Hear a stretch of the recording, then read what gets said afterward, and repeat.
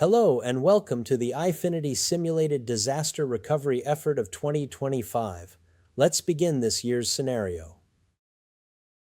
A massive AWS data center campus in Oregon was running a pilot program to power a data center on little but natural resources, including a controversial attempt to harvest trace amounts of bioelectricity from root systems and triboelectricity from leaf movement.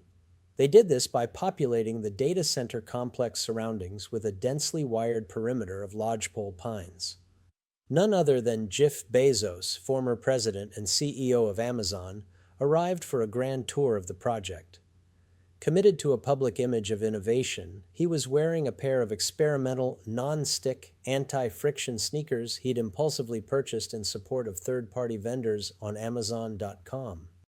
As he walked through the extremely dry perimeter, demonstrating his new footwear, the highly coarse soles, designed to generate zero grip, instead generated a massive static charge on the electrically wired ground cover. A single, powerful spark shot from his heel and landed on the brittle, bone-dry pine needles. The ignition was immediate and catastrophic. The thick surrounding forest, essentially a mile-wide array of kindling, erupted into a wildfire.